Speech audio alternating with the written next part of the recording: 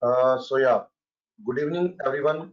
I Mani Khanna on behalf of ASHRAE Chandigarh chapter would like to welcome you all in this webinar today that we have organized with ASHRAE Chandigarh chapter and with IAEMP, which is Indian Association of Energy Management Professionals.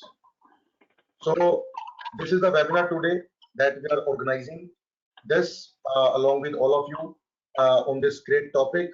So again, this you can see here on your screen. This webinar is basically organized jointly by IAMP and ASHRAE Chandigarh chapter.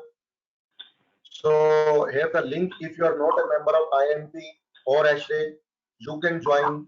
There are links are available at the at your below portion of your presentation here. IAMP.in, join us, and join.ashray.org.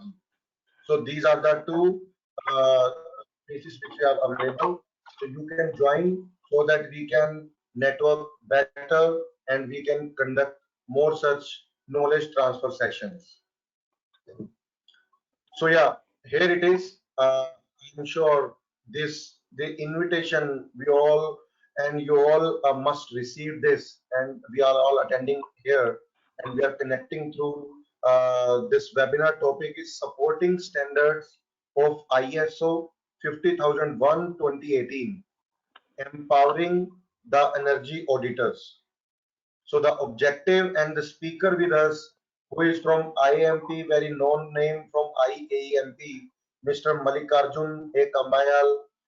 He is B certified energy auditor and he is lead auditor ISO 50001:2018 and the lead auditor ISO 14001:2018. So he's worked as energy manager TUV Rheinland, Germany. He has worked for them, and now he's running his own firm, which is Sanshuk Renewables and Research Center. So where they are handling all such this work related to audits, energy audits, lead audits, and all such work they is working on. The objective and responsibility and benefit is so that we can increase our productivity and profitability to the establishment and business opportunity to energy auditor under ISO 50001:2018 certification process. So you can see here the president from IMP is Mr. G. Harihar Iyer, and the secretary is Mr. Muralidhara BK. So we are jointly organizing this with IAMP, Indian Association of Energy Management Professionals, and ASHRAE Chandigarh chapter. So look forward for the next 2 hours for this great presentation, and I'm sure everybody of you will definitely like it. And it is basically the presentation which consists all the energy manager auditors are working in this building energy industry. And if any one of you any questions, then you can put all the questions to the question answer window, so that all the questions will be responded by the speaker at the end. Or meanwhile as well, if there if time allows, we can also handle few of the question in the meanwhile, but majorly all the question will be handled at the end. And if you have any question of the any presentation slide or any query, then you can put in the question answers window. So here it is. Now I would like to invite our speaker, Mr. Mallikarjun Kambyal, so that he can start his presentation now. Please, sir. Over to you. Thank you, sir. Thank you. Okay. 1 minute.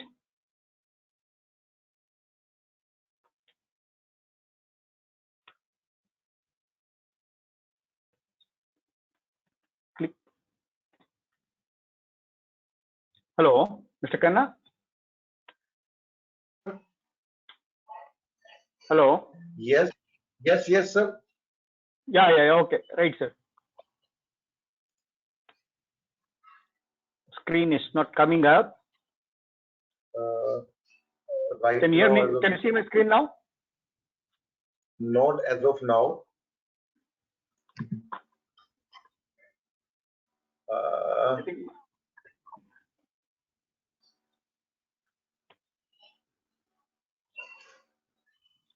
my screen is not being seen. I'm sorry for the initial hiccups. So basically, there is one button on your panel where you can share your screen as a presenter. So I already made you as a presenter and organizer so that you can share your screen. Can you Yeah, see here it the screen is. now? Yes. Yeah. Yes. So you can Okay. show the full screen. Yeah, please full. Yeah, definitely. Yes. Perfect. Okay. Thank you. Oh.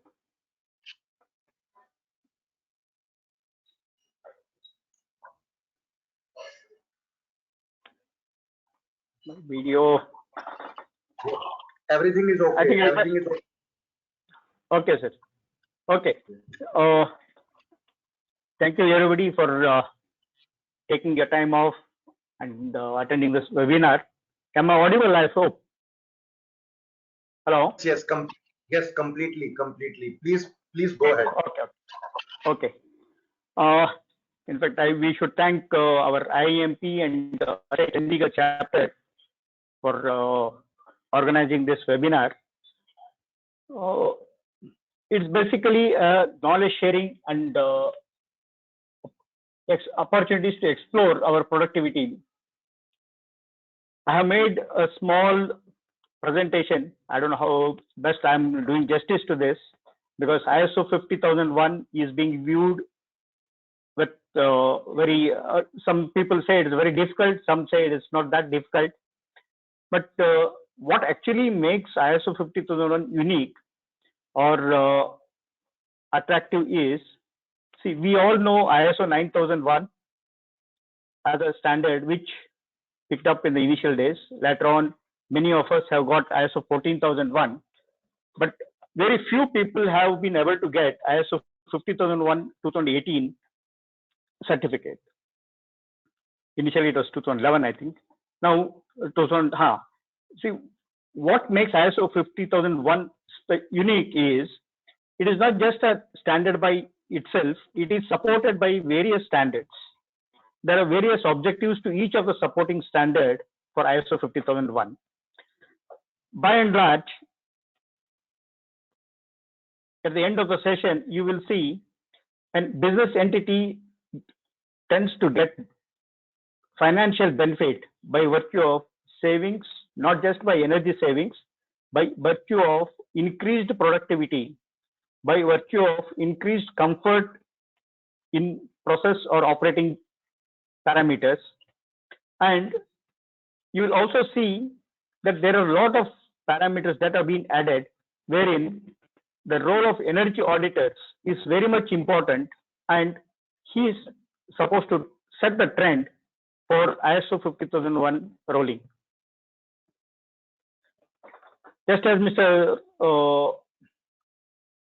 Khanna said, I would just go ahead with this. This is Mallikarjun Kamdal. Well, we are all well versed with 9001, just as I said now, and ISO 14001. I am touching upon these two basically because they are the fundamental of ISO series. 9001 is fundamental because it forms the documentation standard, and it is primarily guided by ISO 19001, which you all are aware of. Now, subsequent to that, what is of concern to us is ISO 14001. See, ISO 14001 touches upon ISO 14064, where we all talk about greenhouse gases. You can see it has got three parts, wherein it is at organization level, next is at the project level, and next to that is guidance for the verification and validation of these greenhouse gas statements. And after this, we have ISO 14067, where we talk about carbon footprint of the entire activities that we carry it out. Now, this forms the baseline for ISO 14001 as far as energy consumption is concerned. Now, going ahead, we also have what is called ISO 55000 2014, that is basically the asset management.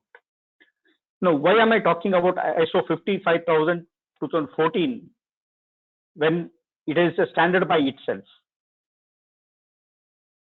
When we talk about ISO 50001, it is basically the set of machineries, basically the establishment on which the entire process is carried out, which lists various parameters.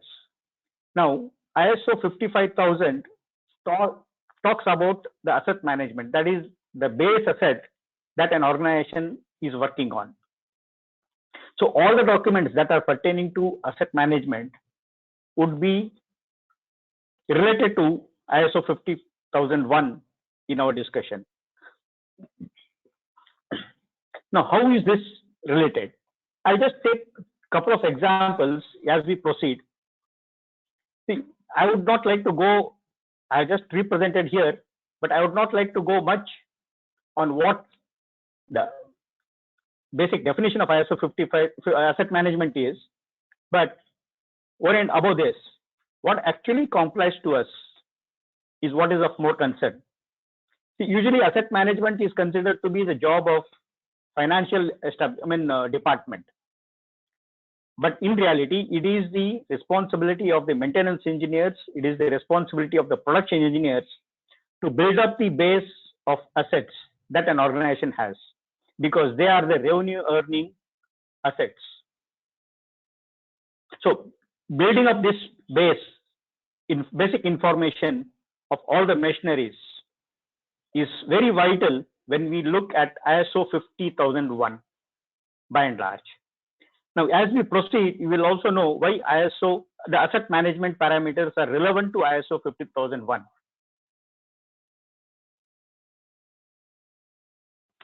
Now, question is, when there is already a asset being managed by internal department, who are the people who are supposed to be doing it? And why at all we should do it?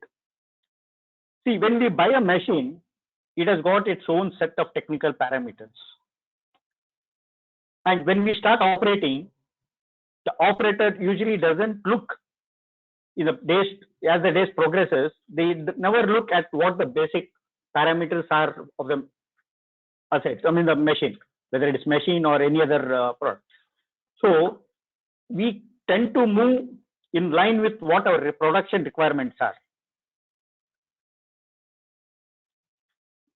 Now, it is for the production department and for the maintenance department to list out all the parameters which are relevant or which are energy consuming.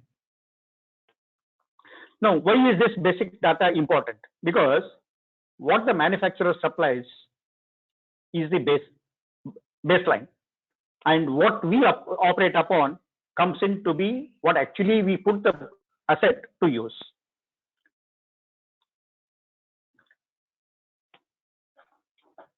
Now, just as I said, the production team will be the frontline operators of the machines who understand the remote corners of the machine, because they are the people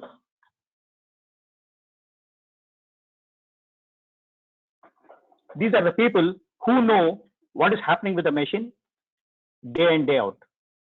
Maintenance people are those people who actually understand or who actually keep the machine running by replacing or by making some modifications on the machine that have been supplied by the OEM suppliers. Now, both these teams are responsible to keep track of what is happening with the machine or the asset that has been originally procured. Now, finance department usually will have to keep track of its original usual standards. More important is if there is verification done by the production or the maintenance team on any of these machines, the finance department should also keep track of it so that they can change the asset value of the machine. Now, why is HR team important? usually I quote a very typical example. If a person is given a new updated latest version car to a person who doesn't know how to drive it, probably he may not reach the given target. But if you give a old car to a well experienced driver, we all know he can take us comfortably to the place where we need to be going. So it is this example which actually is more relevant here, because HR team is responsible for keeping our manpower and our workforce well trained so that all our assets are well maintained.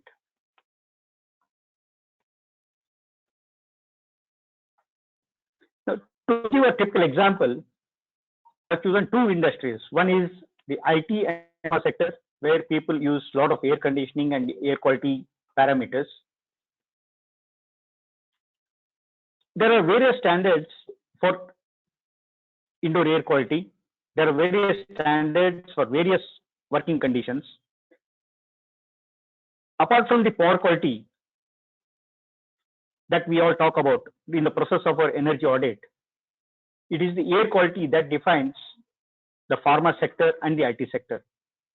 The baseline establishment of the standardized indoor air quality is very much important.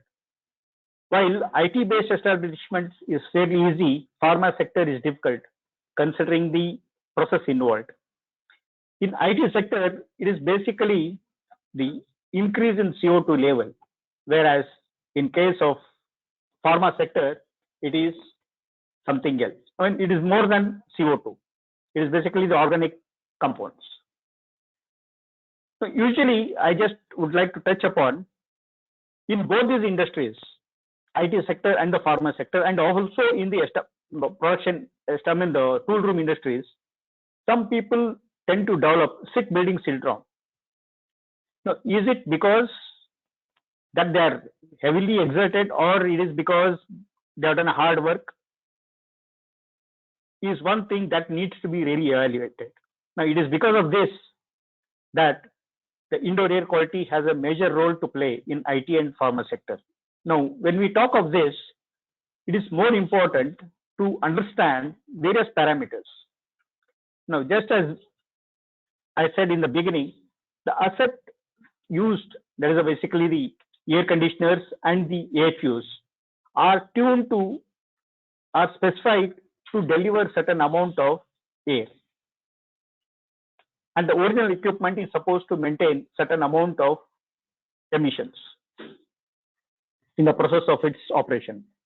Now, what are those parameters are very much clearly mentioned here. I have in fact mixed both IT and pharma parameters. Now we have CO2, we have PM2.5, that is a particulate material dust particulate count, and the PM10 again, and total volatile oxides, then SOx, NOx, carbon monoxide, ozone, this carbons, hydrocarbons, which have been listed here. Now, why are these parameters important for us to keep track on? First is, we need to work healthy. That is, the air quality is very much important. Second is our thermal comfort, basically the temperature of the room where we are, our working surrounding temperature has to be suitable. And we should also be making sure that we work in a very conducive lighting environment. And apart from that, the acoustic comfort. Now, here we have various standards where ASHRAE has laid down some standards which are available in their thing. We also have various other organizations like say JCI, NABH, which talks about hospital and healthcare. Then we have Center for Disease Control and Prevention, CDC guidelines and recommendations. We also have ASHRAE standard 170/2008. So by and large, these are some of the standards where we should always keep track, where we should always follow whenever we organize or whenever we do a baseline study. Now this sets the trend. Now, to do all this, we basically obviously will have to have a technical setup. That is, we need to have basic instruments on ground. We should also know the specifications of what these instruments are being used. And we should also know what measurements we are taking and what reports we should be generating, so that end of the day, we should be in a position, comfortable position to evaluate our own working parameters. And for this, we have good amount of normative references, which we will all refer at the end. Now, to touch upon the tool room industry, it is list of machines.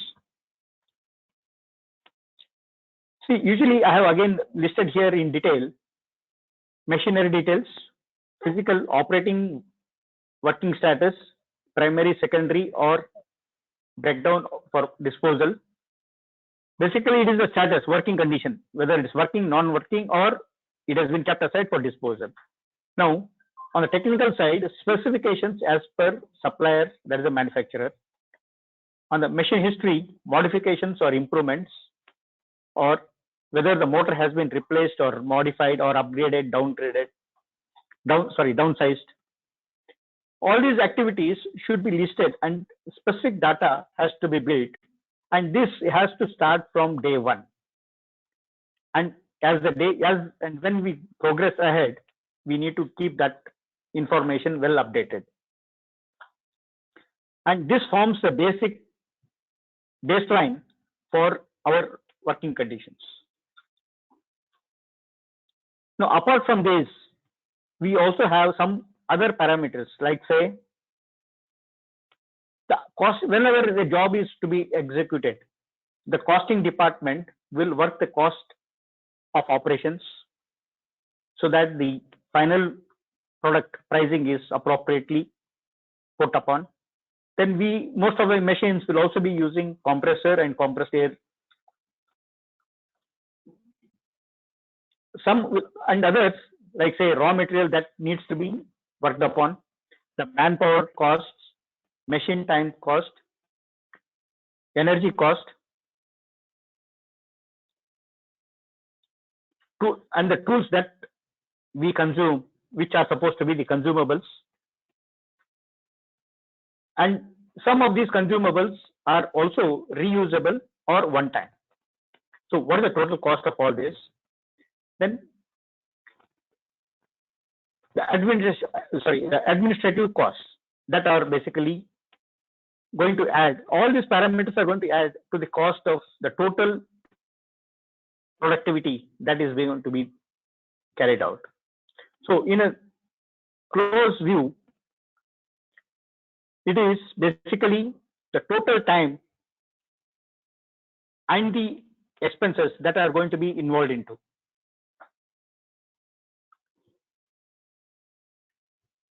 Now, I'm just specification. I'm also touching upon the compressor and compressed air.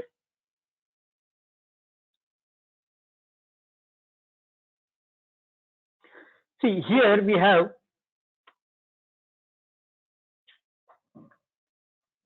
total energy consumption for a compressor and compressed air usage details. We have specific energy consumption, that is kilowatt hour of compressed air per ton of production. We also have specific energy consumption, that is kilowatt hours per Newton meter square. And we also have portion of non-productive usage calculated in percentage. Now, you can define your own parameters to establish the baseline, and then see whether you're really using it or not using it. If you're using it, how much of it is being really put to use? If it is not, then what is that? Now, touching upon these two typical cases, I'll just move on directly to ISO 50001 2018 energy management systems. Now, we all know we had ISO 50001 2011, which was the base, from which on we had 2018 now. I'll just see, we'll just see how 2018 has been modified and how it differs basically from 2011. See, I'm just talking to you on the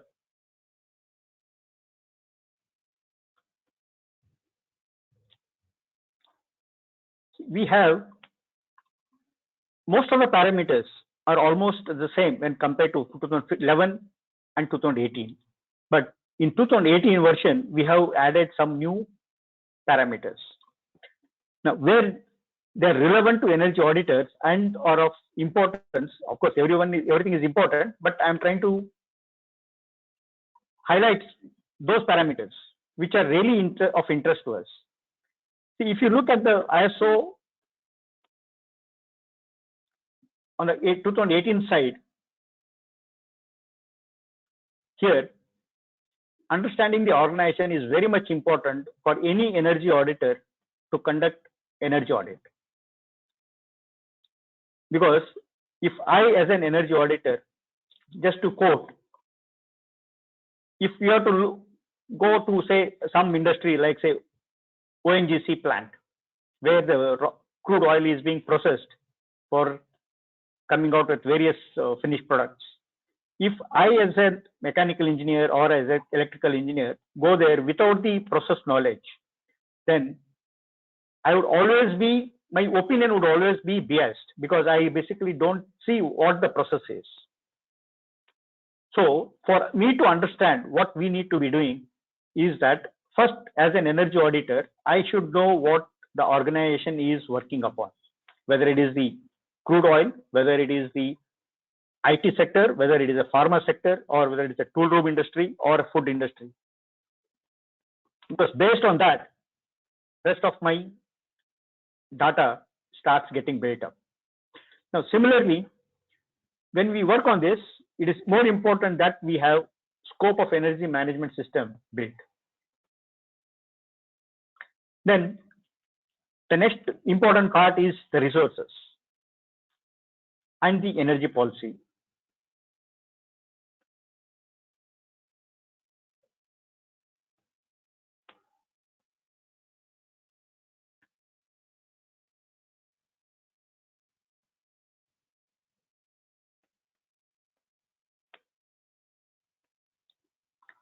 Now, once we know the basic things in line, then we have to set our plan in action.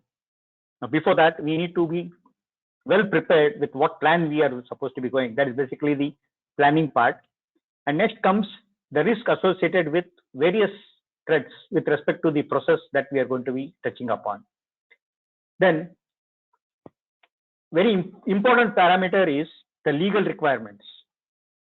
See, every industry has got its own legal compliances to be complied to.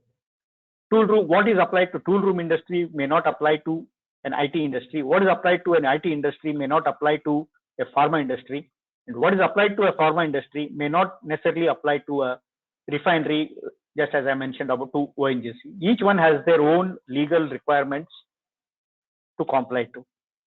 So each one, we as energy auditors, we need to know necessarily what these legal requirements are.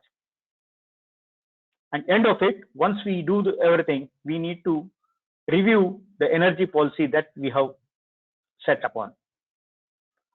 Now, once we do this, the question comes, risk that is associated with the operations. We also need to be very much aware of the risks that are going to be attached to it. Just today's morning's incidents in Andhra Pradesh or Telangana. Now, just very much similar to that, in line is basically the energy baseline. Once you know all the parameters once you know the process, once you know the asset on which we are supposed to be doing the baseline study, we need to set our energy baseline in order. Once we build up this energy baseline, then rest of the things would fall rolling. Now, we also have to have energy performance indicators which has not changed, but I'm still highlighting this because ENPIs are very much vital as we proceed if we have to achieve cost-effective production.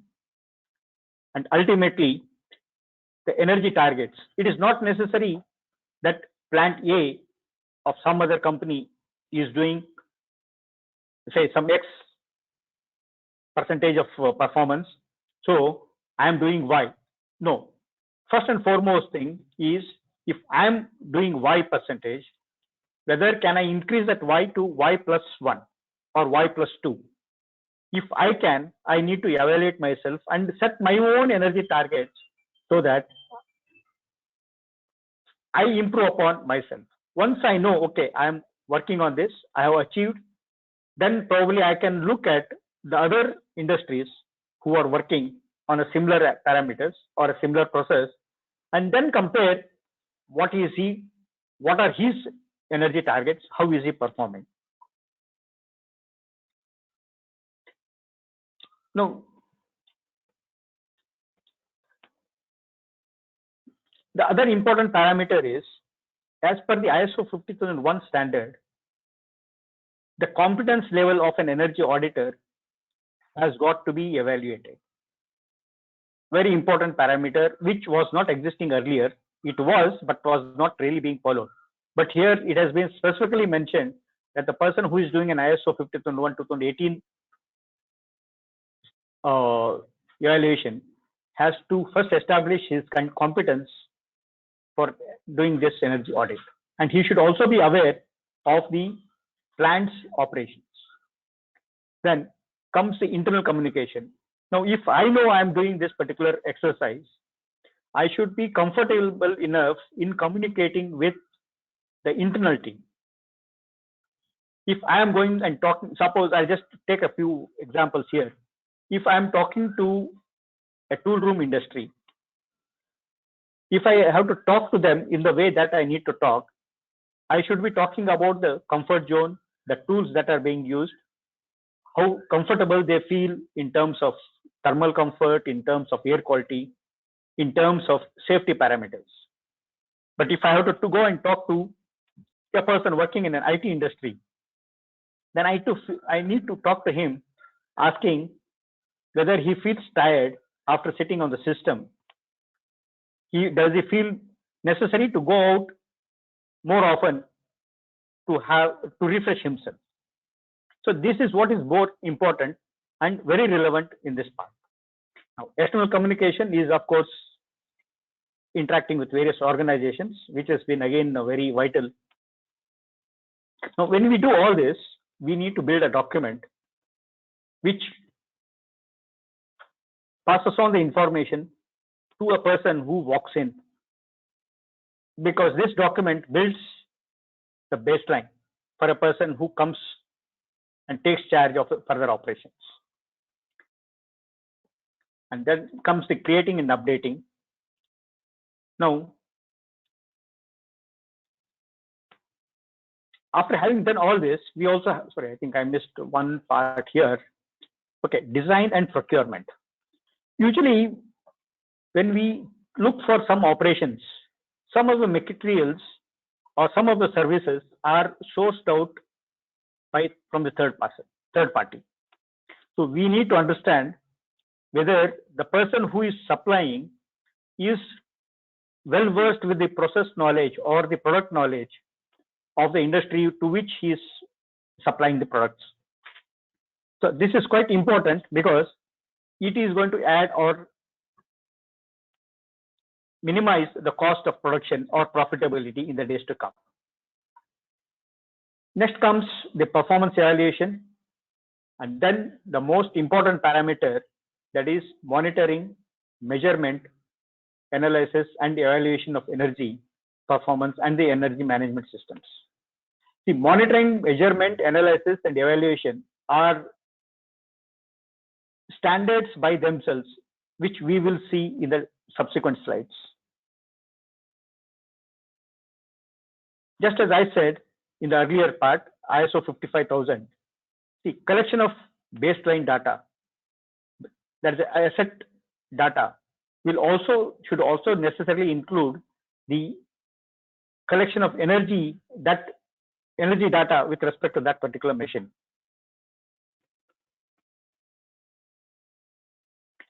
Now, subsequent to this is a management review and the improvement.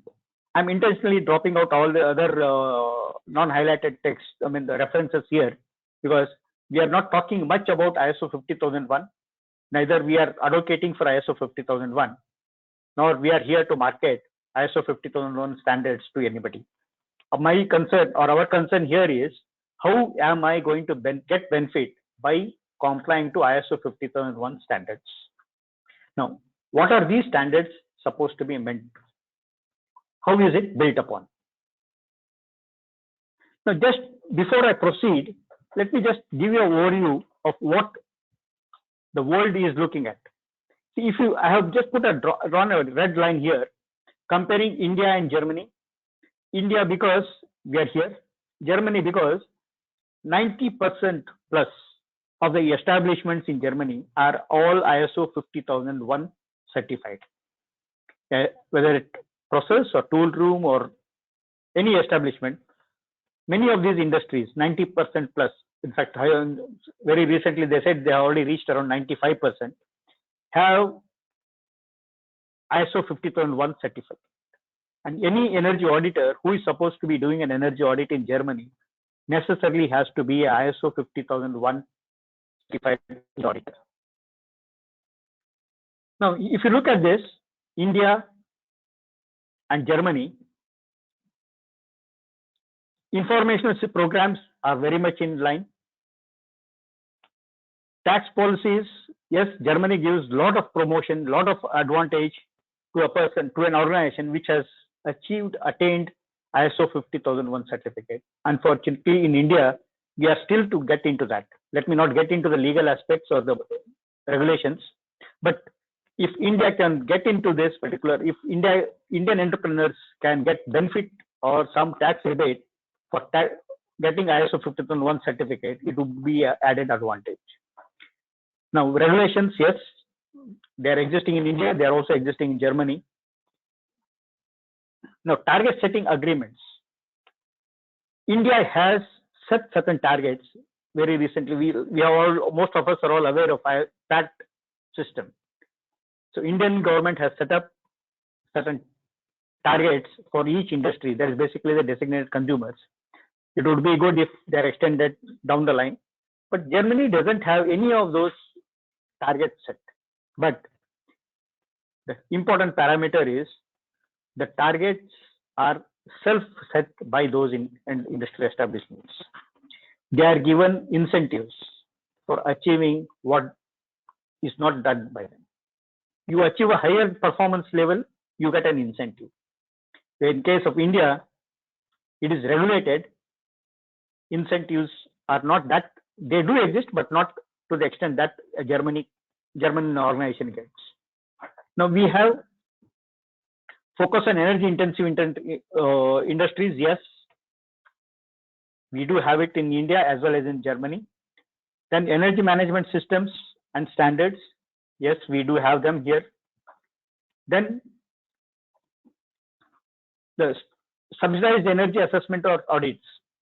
See, in India, although it says no, but some of the industries in Gujarat, which we have seen, are subsidized. And recently, Bureau of Energy Efficiency has also been giving some subsidy to certain designated consumers, if I'm not wrong, to DISCOMs, to conduct various audits because of budgetary issues that these organizations had been coming up with. Now, the next part is financial assistance for energy efficiency. Now, if you can see this, Indian government or we in India, we are yet to pick up. It is not that we don't have, we do have it, but they are not prominently seen. But in case of Germany, they are very much there. And coming to a training for energy managers, yes, we all have, many of us are here as energy auditors or energy managers or energy professionals by virtue of the training that we have been given. In case of Germany, anyone can become an energy auditor, not necessarily, but he has to prove his credentials by performance. Here in India, we need to prove by our qualification, but in Germany, it is by performance, which is a very tough task. Even in, I have also been registered with Germany, but because of language barrier, I have not been able to go for any further. But yes, we are struggling to work on. Let's. Now, next comes the recognition program. We have in India as well as in Germany. So some of the things are very much in line. Yes, good for Germany, good for India in some ways. Now, going on to the supporting standards, which is the main topic for us as of now.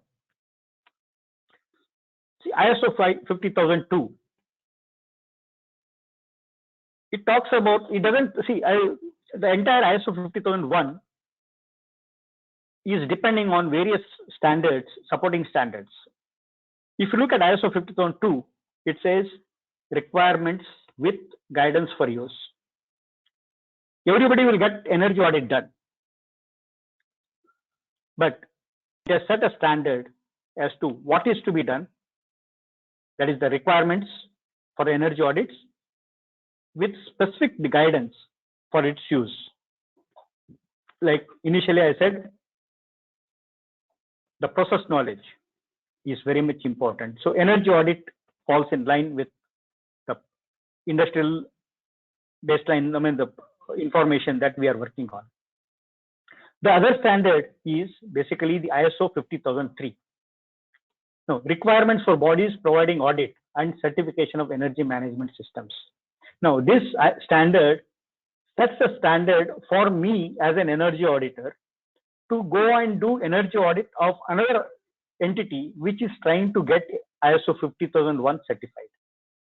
Now, if I had to qualify myself as a qualified energy auditor to carry out the energy audit of plant A, B, C, D, whatever it is, then I need to build up my requirements. And this is very much specified in ISO 50003. Just because I am a qualified energy auditor or a 50001 lead auditor, I cannot say I will do energy audit for you. I need to build up my credentials and meet those requirements. The next one is the ISO 50004. Now, what does this say? Guidance for the implementation, maintenance, and improvement of an energy management system. Here again, you can see I have no liberty in saying what I need to do. I am guided by certain guidance. I need to implement the way it has got to be implemented. I need to maintain the assets and carry out the improvement in line with energy management systems as per the specified normative standards. Now we have ISO 50005, the modular implementation of the energy management system, ISO 50001, including the use of energy performance evaluation techniques. See, it says modular implementation of the energy management systems. That means it goes from various,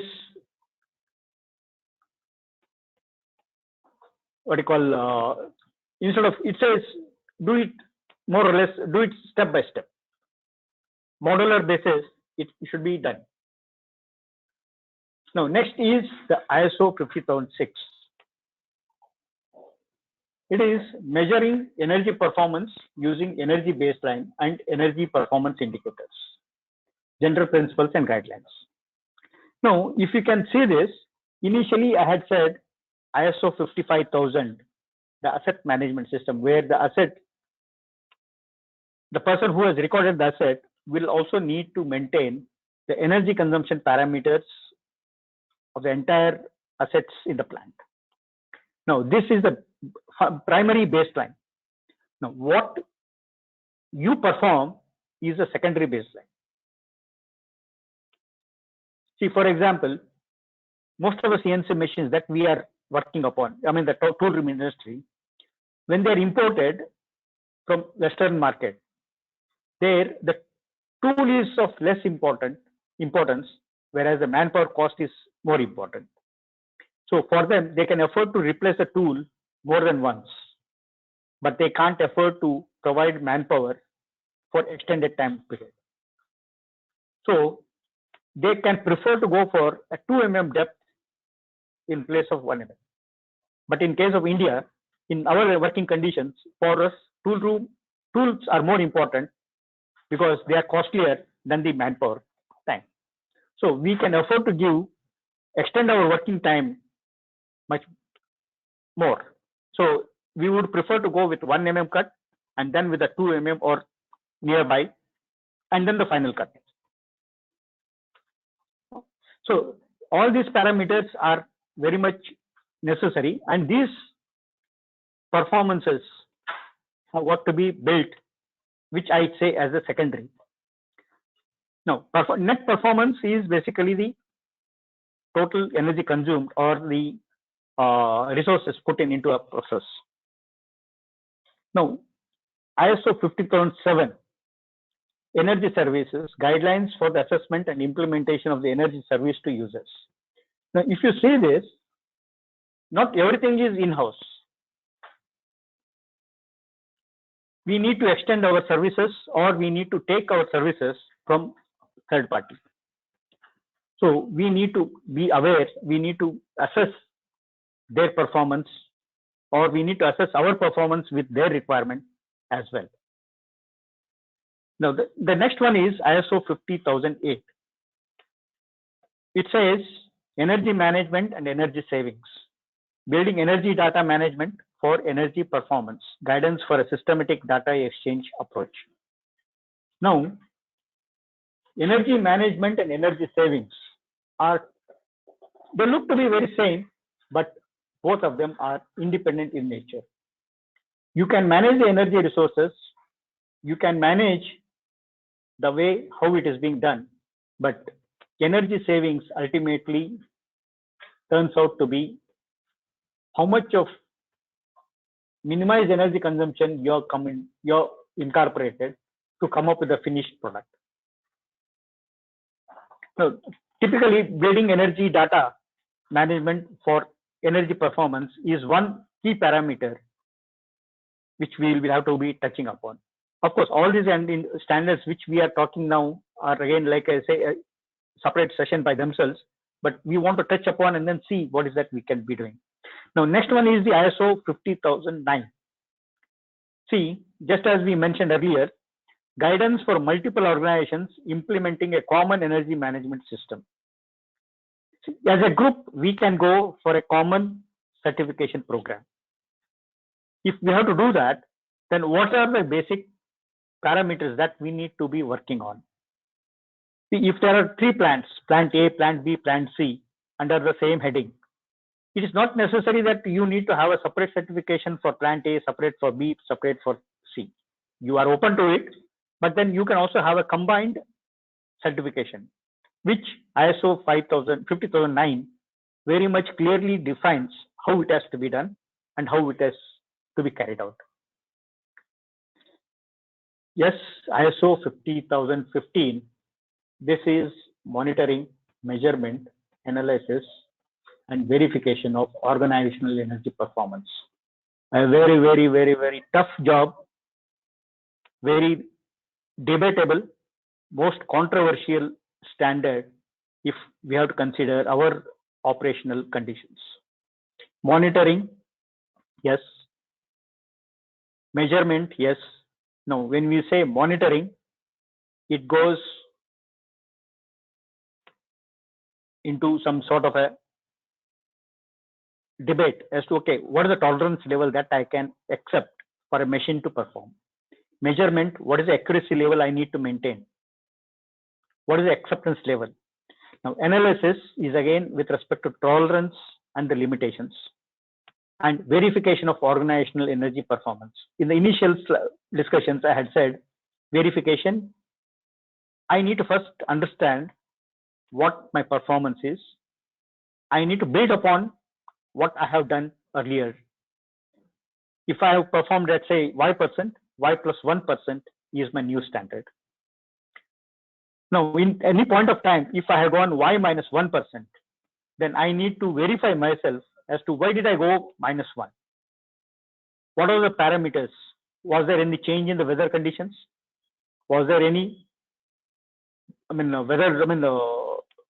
uncalled for event in the plant?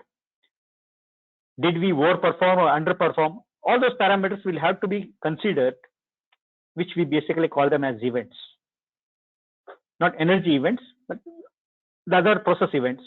We have to list them out in association with our production and the, of course, the material procuring department as well, and then build up on this. Now, this is something on the measurement and analysis. The last few parts of the slides, few slides of the webinar would be touching upon with respect to electrical parameters.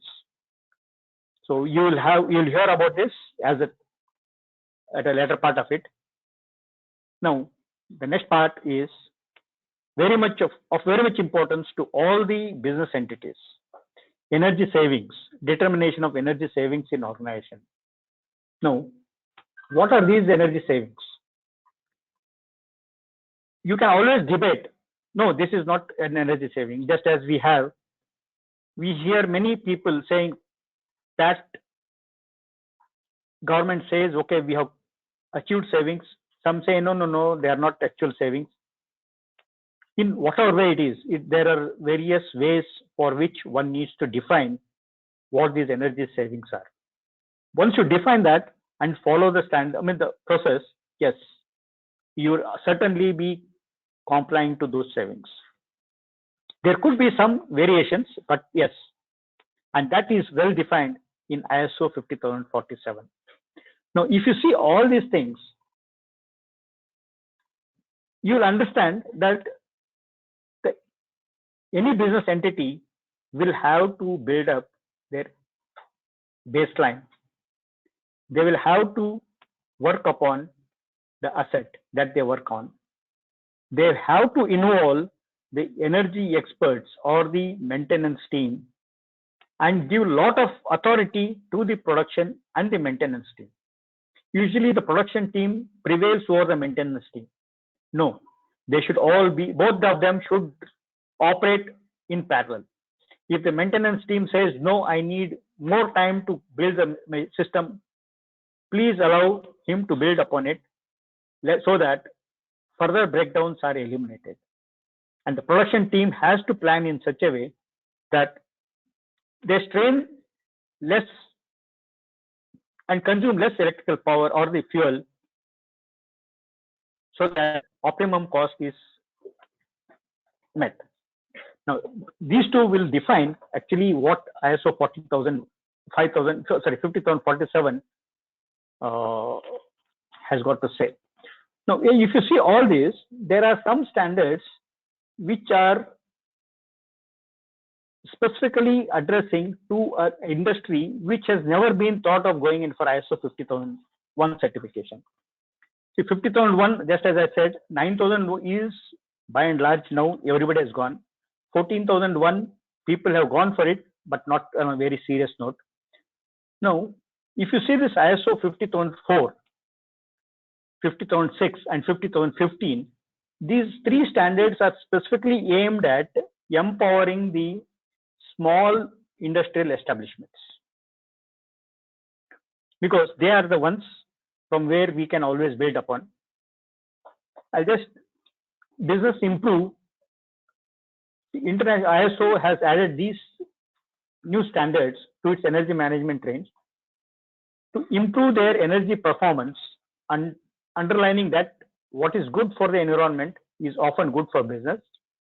Reducing costs and improving efficiency are just some of the drivers for users of an energy management, regardless of the organization size or status. These three in the range offer users more specific guidance and tools and lot of leverage to improve upon. Now, to touch upon in detail slightly, because there's some of the standards I'm touching more often here. The ISO 50002 standard is a holistic approach to energy auditing that elaborates a framework for organizational engagement, facility assessment, energy analysis, and planning of measures to reduce energy use. It is also designed to complement the ISO 50001 energy management systems and is client engagement. Proactive client engagement is very much important in ISO 50002 compliance. Encourage or focus on energy efficiency barriers, not only on technical issues. See, there are various energy efficiency barriers.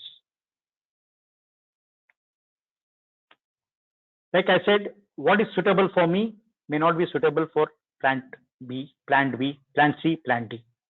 So we need not have to compare our performance with the other similar plants. There are various issues that are related. Even if I have to touch upon a sector like say sugar industry, net energy efficiency of a sugar plant depends on the distance from where the cane is being brought in, depends on the quality of the cane that is crushed, depends on what he is actually aiming at. What is the grade of the sugar he is trying to manufacture, whether his main objective is power, distillery, or the sugar, or the spirit. So all these parameters will have a lot of influence on the net energy efficiency. So we need to focus more on our own establishments. Then identify key personnel in the client side and ensure that their involvement for developing the audit and recommendations follow a structured process of data collection and planning. That is what I said the HR department will have to look into.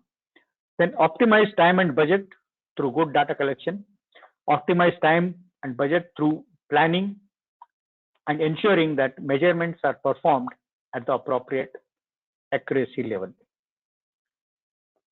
Now, next one is the purpose is to set the auditor. See, usually when we do this, we simply don't follow the procedural standards. We have the ISO 50002 has said you need to necessarily follow these 7 steps. That is, plan for an energy audit, involve all the people who are involved in the process, that is by conducting opening meeting. Then data collection. This is where I said asset management will come into, which mostly has been neglected till date. We do have it, but not in a real sense. Next, here to build up this data collection, maybe the energy auditor or the production team and the maintenance team will have to overwork and build this data. If we cannot build this data, then ISO 50001 will not lead us to anywhere. The next one is the measurement planning. We need to plan as to what are the things that we can measure. If at all we can measure, will it hamper the production process? Will it call for modification, or it goes uninterrupted? Now, next is the sampling size.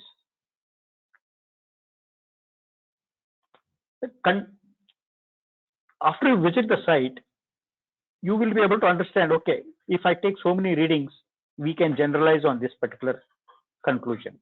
So we need to conduct the site visit and then fix the sampling size. Once you have collected all the operations, see, you have the basic data. After you measure, you have what is actually on the site. And then you know what is the sampling data that you have collected. Once we have all these 3, then we can sit back and then analyze what we do is in line with what is required or not. If you find any abnormalities, then we can always come up with a report and work on improving parameters.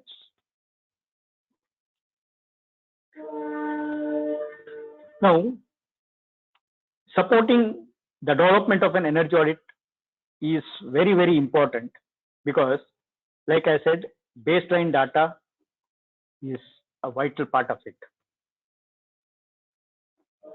So usually the responsibility of the client give us the details, but they don't have it. It is not that they are neglecting, they're not concerned to the issue, but it is just that their attention is always towards production, timely compliance.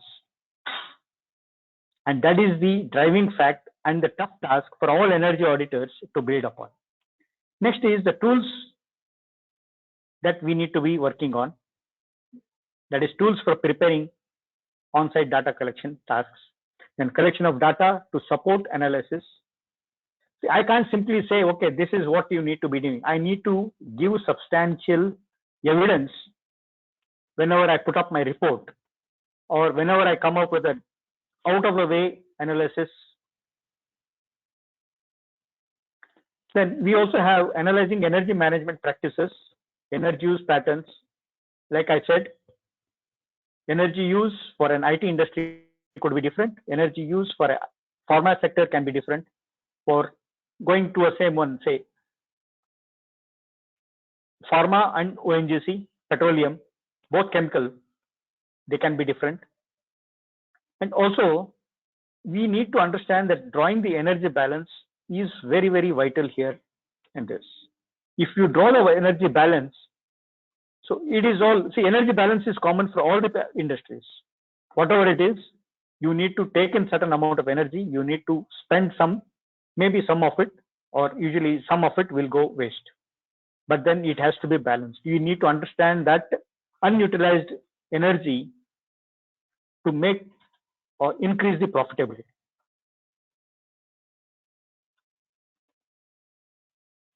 Now, touching upon the 50,003 competence, I have already mentioned, so I just skip upon this.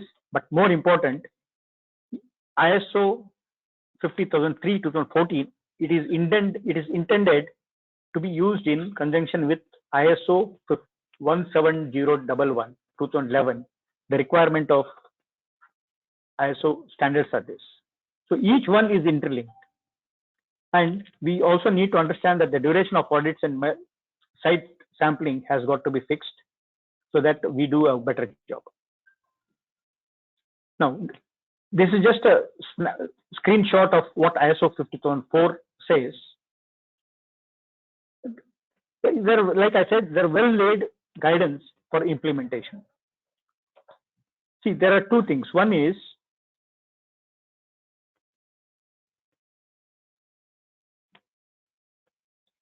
organizational-based approach.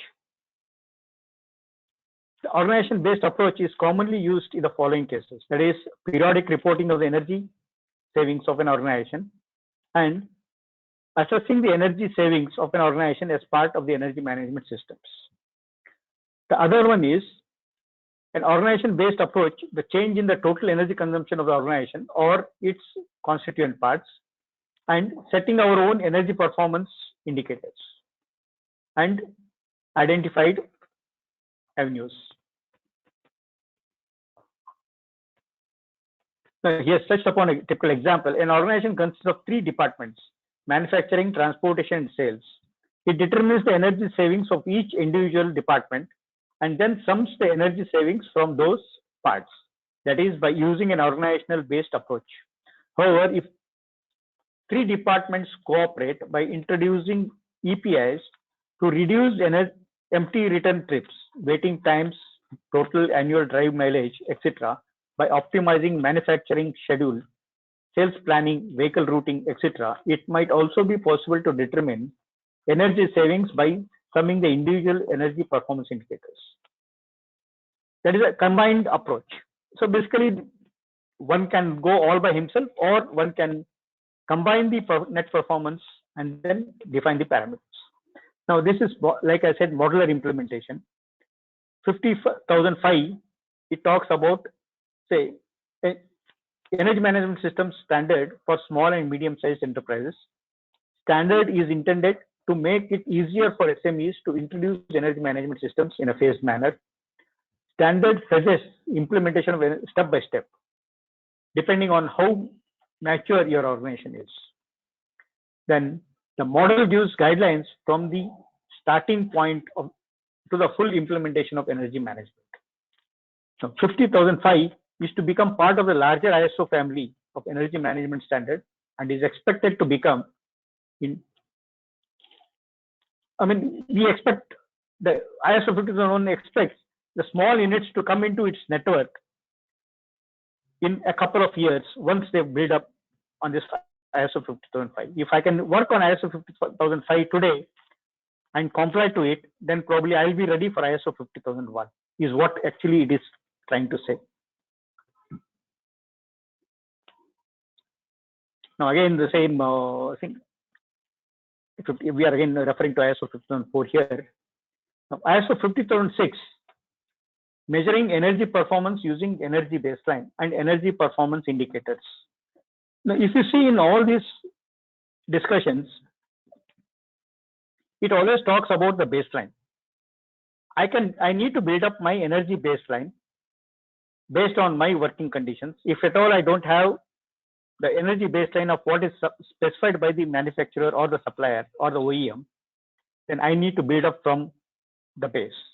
If I have nothing till date, it is important that I build what I do today. Let's build this as a baseline and then come up with a specified improving parameters.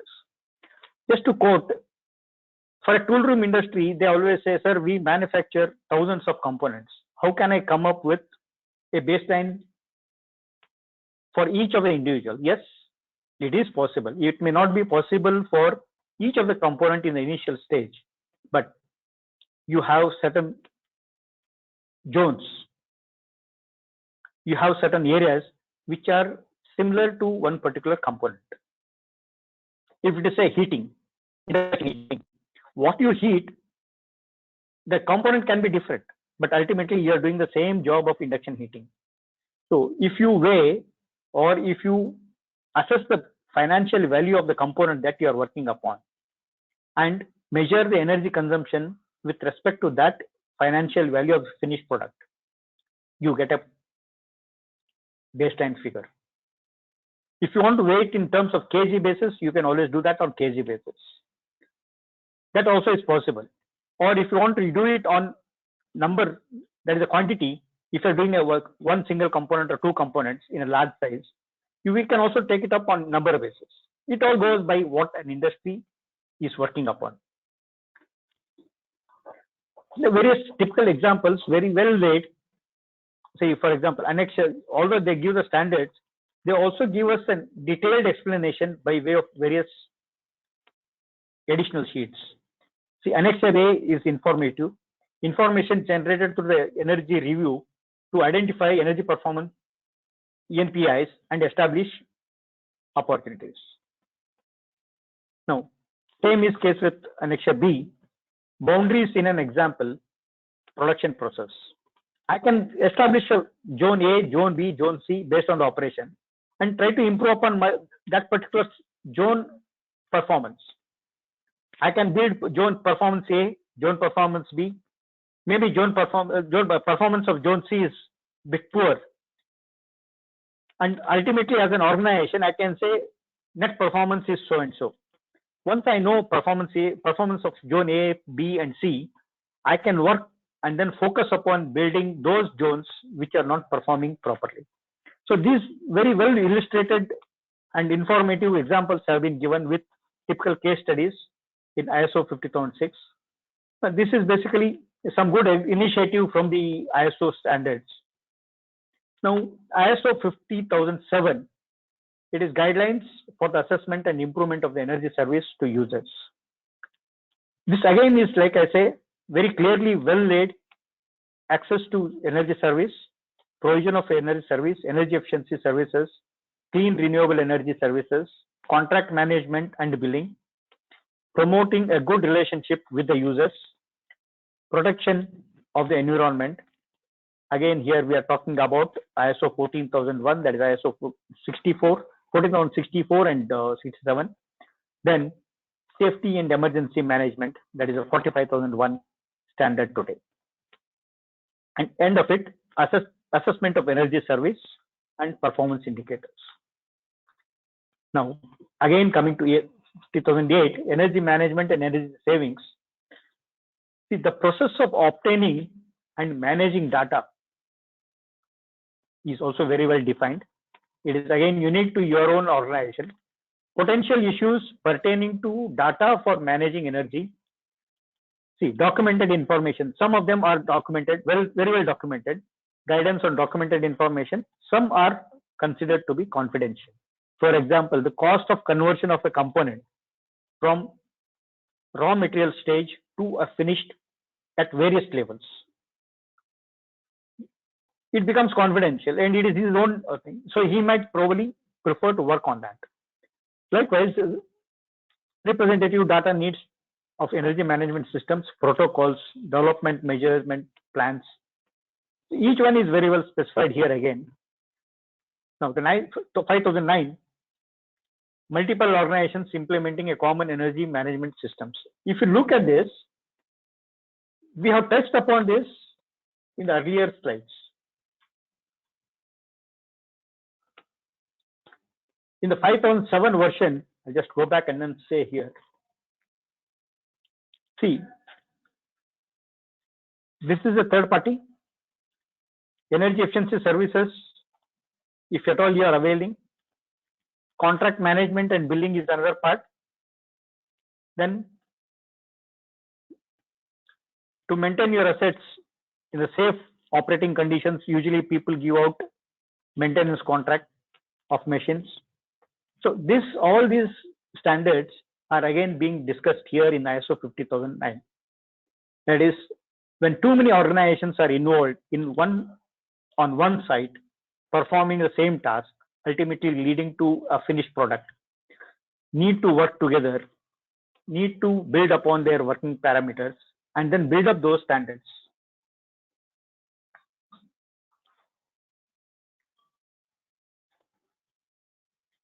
Now, like I said, ISO 50015, I would be touching, the latter part of it would be touching, but it is again highly debated and disputed standard.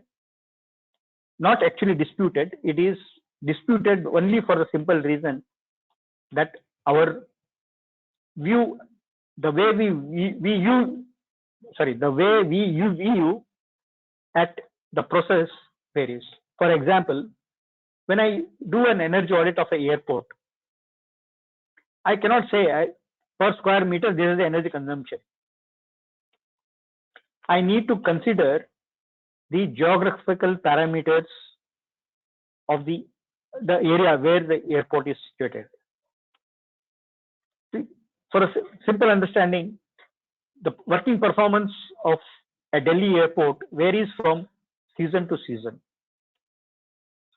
Energy performance of an airport in Bangalore is different from an energy performance, say like Srinagar or Jammu. So there are various issues we need to discuss and then compare them. So I don't call them actually as disputed standards, but comparable standards with similar working conditions. Yes, at one point of time they become disputed because of various other related intricacies. Each enterprise needs to derive its own, like I said, you have to have your own way of coming to a conclusion. And we also need to understand what is important for me when I assess my own energy consumption and the limits. Now, when we define the energy savings, I can't simply say, yes, I have replaced this. To be very typical in this thing, I will say the highly debated motor replacement issue program, which is very, very good, very lucrative. And we say, I have replaced this particular motor with this particular motor. From 80% to 85% efficiency, this is what it is. Now, there are various issues related to this. When I say this, I need to understand the preliminary considerations and the boundaries. Where do I replace this motor? Energy accounting. Have I ever done energy accounting for the previous motor that was in operation? If it is not there, then how do I define my energy savings? Data preparation for determining of energy savings, again the same. Now, calculations. How do I calculate this energy savings? I cannot do it by 1 hour operation. I need to go for a life cycle operation. And in some of the cases, it is a seasonal operation. Like say, if you're talking about a sugar industry, they operate for 2 months in a year now, 2 maximum 3 months. So we cannot calculate the energy savings over a period of year. We need to consider only for that period of operation, and then say, okay, 3 years, 4 years, 5 years. Then improving the accuracy of energy savings and the results, then the reporting of these savings. Of course, again, just as I said, each one has been very elaboratively discussed in various annexures for the user to understand. We are rushing through, actually we are not rushing through, we are trying to tell upon the significance of each of these supporting standards. It is not necessary that we have to comply to all the standards. You need not. You can either comply to ISO 5006, you can comply to 5005, 4, 3, or even say 7, 8. What is applicable to you, what you are comfortable with, each one of us can pick up from there. Once you taste the benefit, automatically it will take you to the other standard. Now, in the next part of it, we will see that each of these standards are interrelated. We have, over and large, the ISO 50001.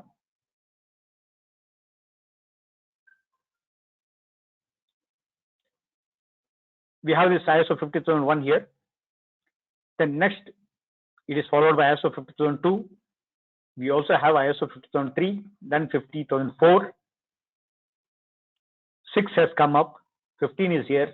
So all these are very predominantly existing in ISO 50001 standard, but not necessarily that we should always follow. I'm not here to advocate for certification. My objective here is, if an organization can fit itself into one of these standards, let's start off from there. For example, very recently we had a tool room industry where new internal distribution system was being put in place. So we brought monitoring and measurement system into order. So we can start off from there. It could be difficult for others to start, but for a new entity, it is very easy. He can start off from there. Likewise, for others, based on your comfort zone. Now we have, I'm sorry. Oh, I think I uploaded the 1 minute. Now, after this, we have our normal, the instrumentation part.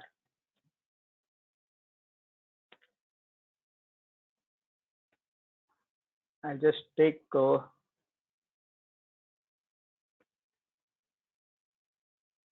few questions till then, I think.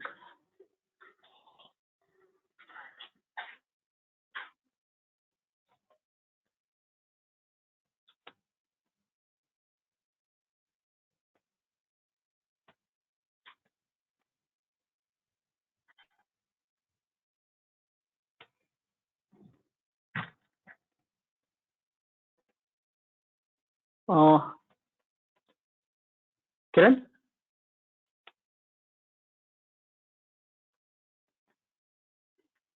Huh?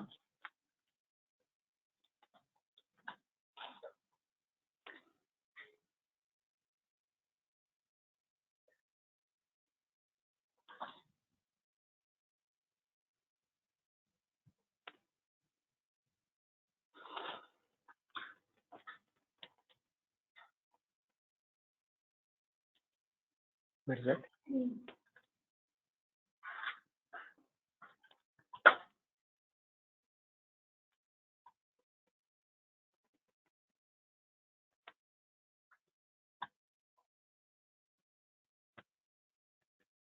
Oh.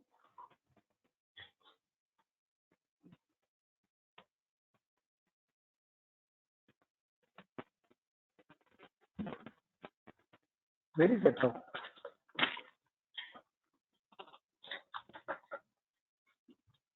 desktop.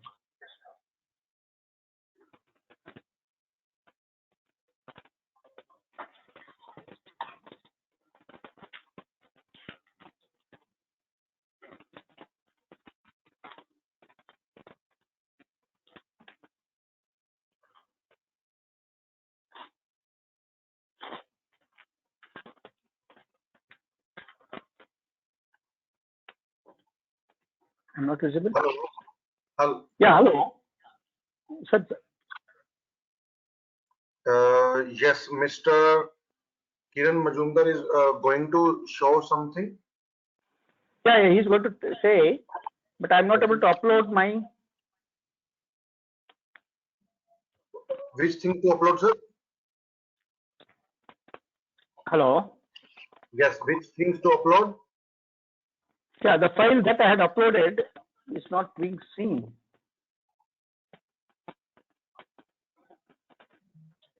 I'm Yeah. not sure. Sir, is the screen available? Not now. Now I think now you can you can share your screen, please. Yeah. Okay. Kiran? Kiran? Kiran, you can unmute yourself, please. You can unmute yourself. Are you there, Kiran? Yeah, I'm okay. I'm there. Okay, I'm just. You can take off from Yeah. here. I'll regulate the. I'll control the screen. Okay. Please take please. the presentation. Yeah. Okay. Good evening, ladies and gentlemen. Myself, Kiran Majumdar, and I'm the product manager of Automation Combine, and I take care of energy management business. So we are associated with Janitza. Janitza is a company from Germany, so they are into a design, manufacture, and the production and selling of power quality analyzers and energy management softwares. So this company is a complete German-oriented company. All the products and softwares are designed there, and the main agenda of next 20 minutes or 15 minutes presentation is I hope you all clear now what is ISO 50001. So here I'm going to explain you how ISO 50001 is related to the data transfer, data collection, and how you can take that one, and what is the reports it will be available, how energy auditors or electrical manager should use the reports, and what are the standards it's applicable. So can we move to the next slide? Yeah. So Automation Combine, let me briefly touch upon the Automation Combine. Automation Combine is a company from India and is based out of Bangalore. So we are most probably deal into the industrial automation solutions. So we have around 8 divisions. Among one is smart energy and power quality solutions, there with the Janitza comes. Then control drives and motions, where the PLCs are from Escava drives, it comes, and the SCADA. So we are also a partner for Movicon SCADA, it is from Progia. Then industrial PCs we have a remote monitoring solutions where you can connect systems, machineries, or a transport system, anything remotely. Then we have a protocol converters. Then we have industrial communication switches, industrial Ethernet switches, and a sensor division. So we cater complete industrial automation segment, and we will also provide solutions. So now, Janitza, again, I'm only focusing on the power quality analyzers and our software Gridviz and some of the reporting. So this is not a complete business presentation, it's more of a knowledge sharing. So we have 4 power quality analyzers in our product basket. One is UMG 5112 and 509 and UMG 604 and UMG 605. So these power quality analyzers are equipped with a very high-end processor or a controller, so which could able to sample the signals at a very high sampling rate. Then then also it also compliance is come with the memory, and these meters are connected generally in the main incomer, maybe your HT line, 33 kV, 11 kV, all people they use this where they connect these meters are your net sub distribution loads. So among one, the first one is UMJ 5112. It is a class A certified meter which complies with class A certification. So when I say class A certification, it calls for four things. One is it should be able to capture frequency variations. It could be able to capture under voltage, over voltage. It should be able to capture the transients greater than 39 microseconds. Then flicker. So these are the four parameters, critical parameters of a power quality in any electrical system. So next is UMG 509. It's 144 by 144. I think the previous slides. Previous slide, please. Yeah. So these are the 144 by 144 by mm, and the same thing we have 604. UMG 605 is the DIN rail mount pattern. And the best part of all these devices will come with the memory. So the main I would like to okay, I'll touch upon the next slide. So next slide, please, sir. Okay. So here is the UMG 604 and 605. So these are the software or algorithm inside the firmware. It's built on built with compliance with EN 50160 and EN 16100-2-4. So 5160 standards. It's called for a characteristics of the voltage in a public electricity supply network. So it more on typically talk about the voltage quality in the public network. And the next IEC 61000-2-4, it's more of electromagnetic compatibility. It means the transients in a non-public network, means in the industrial network. So these all meters are with a very high accuracy, the class of 0.2, yes. And these we have all the open source protocols which we can use or interface. You can take out the data. The one major pitfall in most of the network or any meter or any power quality analyzers is the device will measure, and there will be a software connected in a computer or in server somewhere. So where it will take a real-time data and it will store, and it will be analyzed. The software or a SCADA, it will analyze, then it will populate the reports. But in this condition, during this course of time, if communication breakdowns or if communication fails, the real-time data is lost. So, but in this case, what happens? This is the one of the, even in the Modbus, generally it will take in the Modbus protocol, you cannot, you can only take the real-time data. So once it is processed in a computer or a server, you can do a lot of manipulations or interpretation.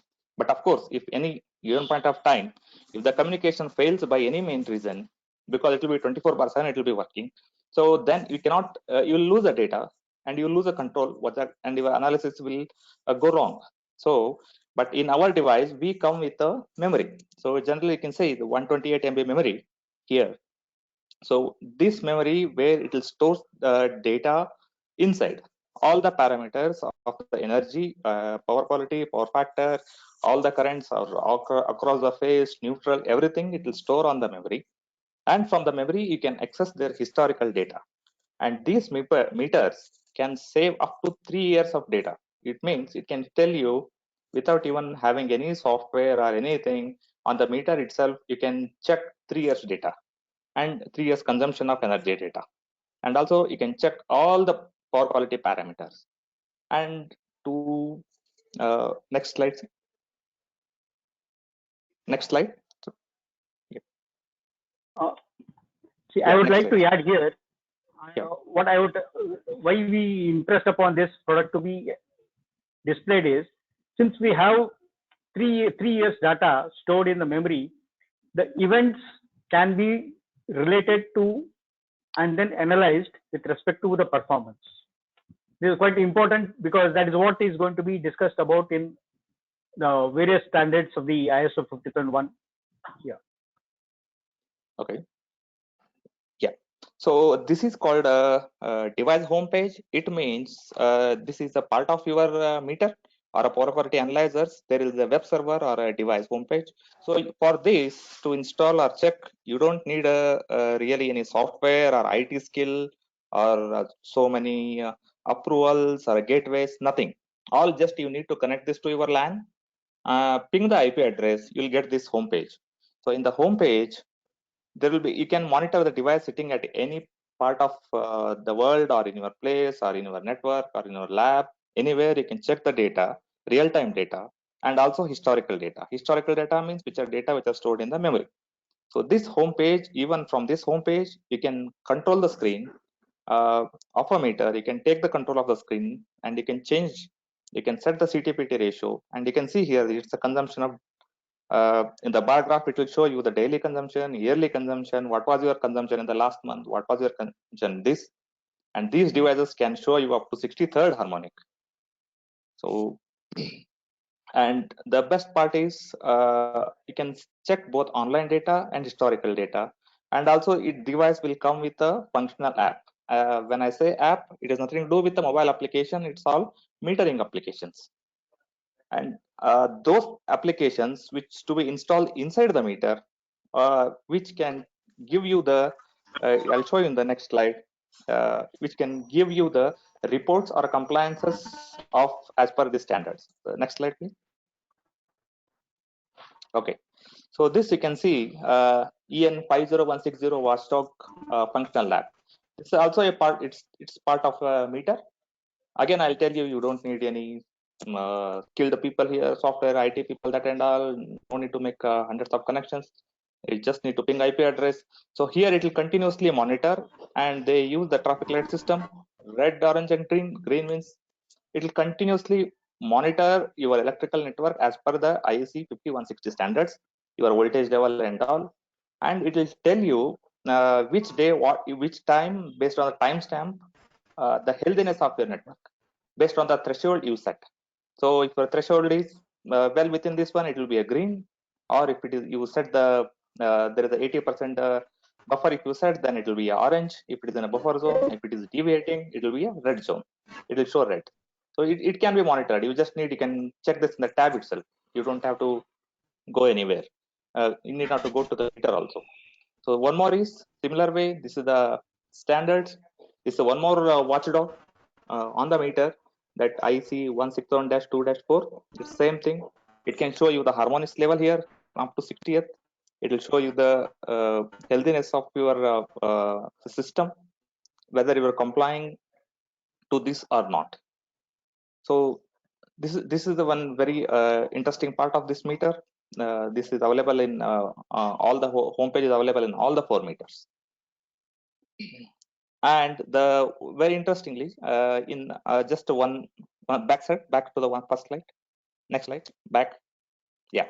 So here, one more, the problem is generally our energy auditor the phase is they first measure, and all the data will be stored in their USB or a stick or a memory. Then they take out their data on their computer or laptop, and they put in an Excel sheet, and they start interpreting or they start analyzing. So you need not to do anything like that. It is a hand steady report just by clicking at a one mouse click. And this, all the reports are valid because all the hardware and our softwares are certified by ISO 50001 body. See, here is the GridViz is a visualization software which works with you can make a dashboard, you can make a Sankey diagram, you can make your own dashboards, you can make reports. So there are many reports. When I say the software reports, generally the trend is they say energy management reports, they just want 2 reports, all the 3 energies, power factor and current. No, this is not. It is just a basic, but you are not interpreting anything out of that. So all you need the reports, especially the electrical experts or energy auditors or electrical managers, as per the compliances. So I have few reports. I can show you the examples how the software can report. So all the meters are connected to the software. And the software can generate the report. But it has intelligence inside. It's not just SCADA software or just a data reading software. It has intelligence built inside. It can tell you by looking at your historical data from last 1 month, how many days you have not compliant to the system, or how many days you have deviated the compliances by date and timestamp, and which probably, let us say this, there are 10 machines which are connected, so and 10 meters are connected. It can tell you you can locate which meter and where it was deviated the compliance, where harmonics are coming more. With that, this will help you to fix the problem. So reports I can see where the highlighted in the red, these are it can directly generate the reports as per the standards. IEEE 59 standard, which calls for harmonic suppression of the harmonics in a network by controlling the non-linear loads. And also it can give you the reports in Excel, it can give you in PDF or whatever the requirement. And also software can collect. Software is also user friendly. You need not to do any hundreds of Java applications. It can, by few installation, you can install the software. So this is the one of the report example, power quality report according to EN 5160. So see here the example here, it's showing you the voltage levels, how it was there at a specific period of time. So when I say the specific period of time, obviously it is historical data. So it has to analyze from last 1 month, 1 day, or 10 days, or something like that. With that, it can give you all this format, Excel as PDF and all. So this report, you need not to analyze this. It's just you can submit this report. Next is the EN 61000-2-4, which is talk about more of transients and compatibility. This also can generate the reports based on your line 1, line 2, line 3, line 2 neutral, or anywhere. So this is again, it is generated over a period of time. So next slide, please. Yeah, this is the very importantly, this is the enhanced power quality report. So enhanced power quality reports will also call for IEEE 1453/2004 and IEEE 519. So when I say this, already these meters are IEEE 519 and the harmonics. These are used in the substations. Their harmonic study and all, suppressing non-linear loads, I said. So already these meters are in few people are using in India for studying the IEEE compliances, 519 compliances, and it also evaluate at a specific period of time, and it will give you a statistical analysis. So, and here the very important is the nominal frequency and nominal voltage, what you define. So based on that, it will calculate. Again, it will tell you by line to line 1, L2, L3. It means all the 3 lines and the neutral wise. And also we have in this device we have RCM.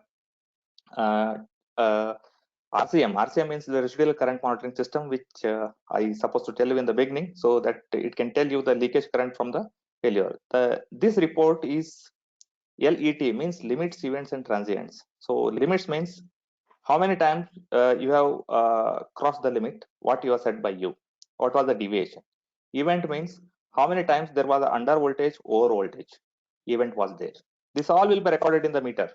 It will be stored in the meter, and also it will be analyzed for when you connect with the GridWiz, you can generate these kind of reports. Then transients, how many transients were there, whether these transients are from because of the operating changeover switch or some other reason or some other external disturbances. Sometimes the neighboring industry will create a disturbances or induces a transients which will affect other industries or a grid. So you can see this report. This report they generally use in data centers where power quality is very important. So you can see the highlighted the same red patches here and there. It means these are all the phases or the zone or a time where it is violated. You need to fix. So you can take just 1 month data and you can analyze in a one shot. So this will reduce your effort. Entire effort means the energy auditing effort. If it is 2 months, it will just reduce you can finish it in a matter of weeks, or you can fix the problem in 10 days or something like that. So drastic reduction in the time and quick results. So this is all about how ENITSA is related to the ISO 50001 and how we comply. So this wave is already started in India. Next slide, I think. Yeah, we are done with the product, Yeah. sample Okay. product. Now, Yeah. just to tell you as to why I prefer to give you this product example is, since it is already being widely used in German market, these people are very familiar with ISO 50000 requirements. Like I said, I cannot take the readings and say this is what my report is. Energy audit report has to comply to certain standards. This we already discussed in earlier part of it. So any data that I present myself as an energy auditor has to come from an authenticated source. That means the instruments that we use necessarily need to be compliant to ISO 50001 if we as energy auditors have to be in the market and compete with international standards. See, this is the main reason why I asked one product to be displayed here. Now, I'm now open for you people to ask any questions. I think Kanaji? Kanna sir? Yes, sir. Yeah. Please. Should we, yeah, any questions? Should I read out? I think quite a Yes, number of. Yes, there are a number of questions. So if you can select as per your priority, and you can respond as many as we can in next 15 minutes. Yeah.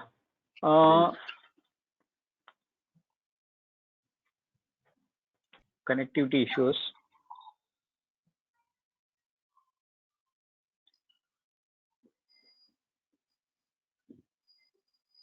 Now, he says there is one typical requirement. PPT does not give details which is being discussed or which is being discussed by voice. Obviously, see, PPTs are supposed to be pointers. So it is necessary that everybody attends to the presentation and hear what is being discussed. PPTs are basically the pointers, not necessarily this thing. So very difficult for me to again record. Maybe the record version will be available, sir. Yes, maybe recorded version is available. Yes. Yeah. That maybe the people can avail that. Yeah. Somebody says any session after Zenitza. No, there will be one. There is one more point where we are going to be discussing, but not much of questions. Somebody says because it is a standard, we need a write-up. Basically, see, we are not a marketing agency for any of the standards. It is basically to educate ourselves as to how these standards can come to our rescue, how they can increase our profitability. Maybe some of the in the future we can ask some agency to make a presentation and then ask for the write-up. Right. Data and ready for installation at different. Okay. This there is one simple doubt by Sivarasu. One basic doubt is all the descriptions mentioned in the standards should be verified by lead auditor of ISO 50001 or CEA, Certified Energy Auditor. Since lead auditor, yeah. Are you getting this question? No. I think I have gone to. Okay. So majorly the question is all the description mentioned in the standards should be verified by lead auditor of ISO 50001 or Certified Energy Auditor. Not able to get that question. Where is that? At what time he has asked the question? 5:32. Okay. Okay. Sir, one basic doubt. All the descriptions mentioned in the standards should be verified by lead auditor. What sort of descriptions are we talking about?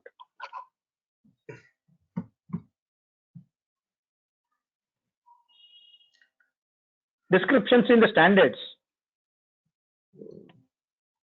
Now, I think I'm not really very familiar with what he's trying to ask. If he is saying that if at all the parameters that are mentioned in the standards are to be complied with, is a lead auditor has a major role in developing the documentation work. Yes, certainly lead auditor has a major role, because I'll tell you why we have a major role.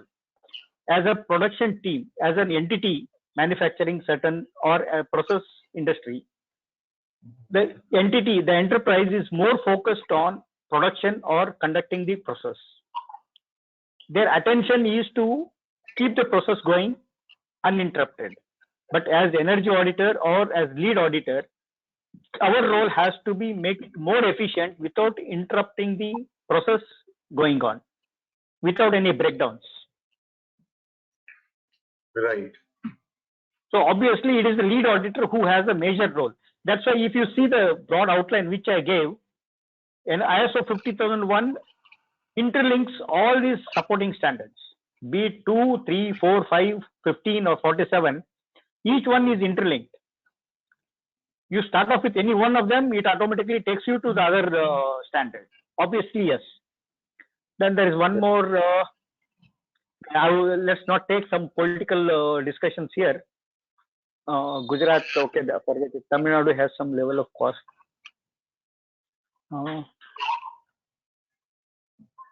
Okay, how do we incorporate the audit expenses in costing?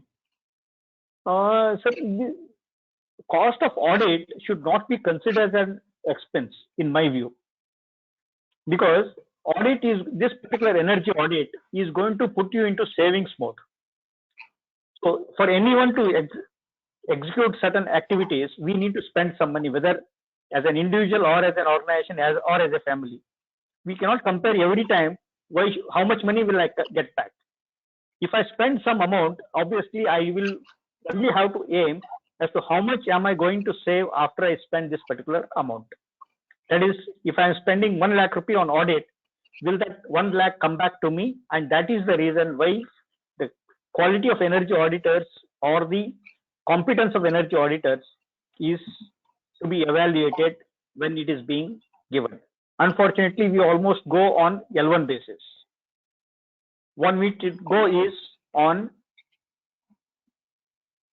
quality and quantitativeness, and what is the basic infrastructure that he has. How much is energy audit legally binding on? How much is energy audit legally binding on units? Okay, this is with respect to motor. I will not take this because this is a technical part. Let's stick to standards part.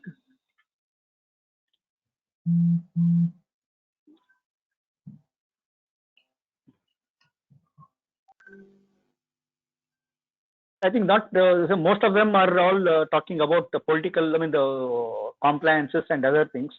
Important thing is. Important thing is covered, yeah, majorly.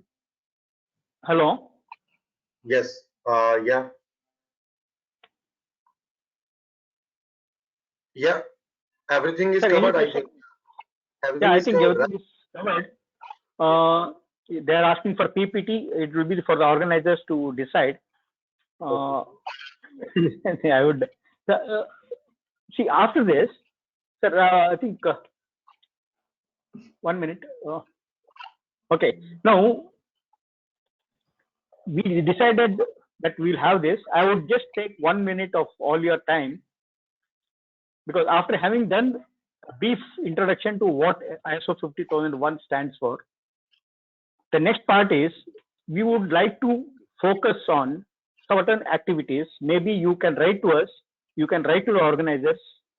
See, what we are basically trying to look at is power quality analyzer, like what we showed in Janitza, not necessarily Janitza, any power quality analyzer. We all have data which has been predominantly shown. But what comes in is how, as an energy auditor, how, as a utility, how do we analyze, what are the analytical aspects of this particular data? We would like to have this particular session, next session or upcoming session, on analytical aspects of power quality analyzers only. When I say this, events, dips, swells, all those things will have to be discussed in detail. Now, the other part is there are some observations. We need to correlate them. For example, what a power quality analyzer gives need not be necessarily true with respect to production. It can be because of certain other issues.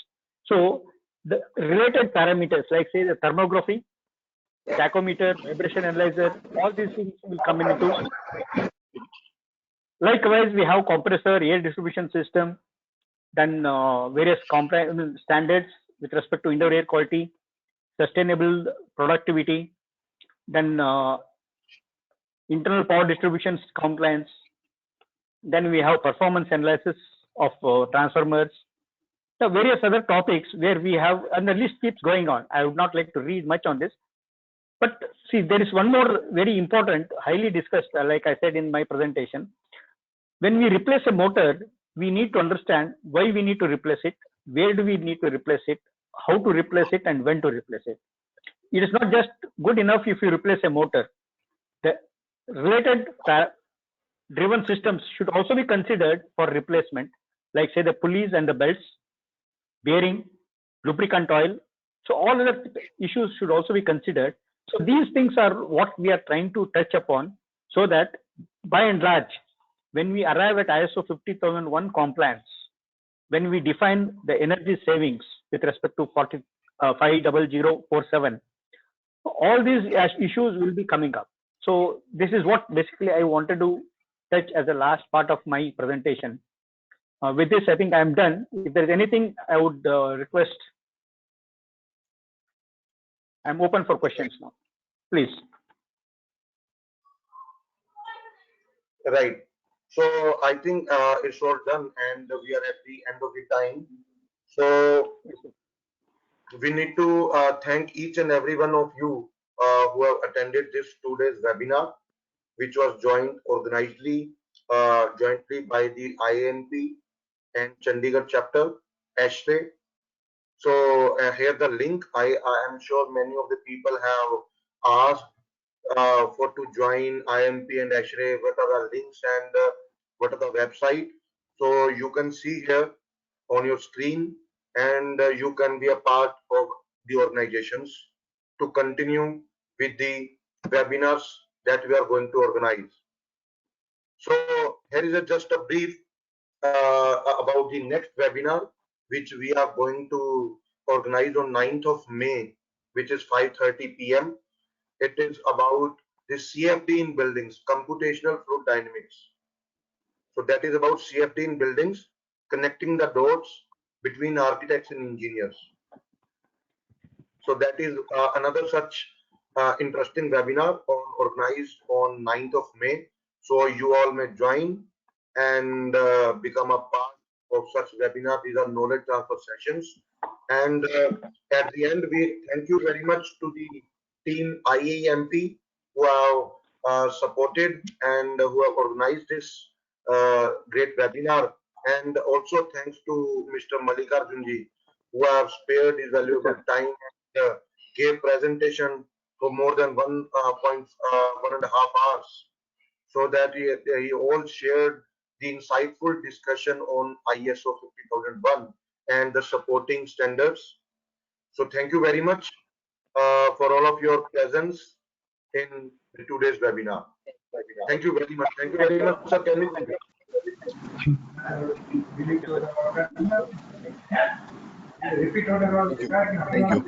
you.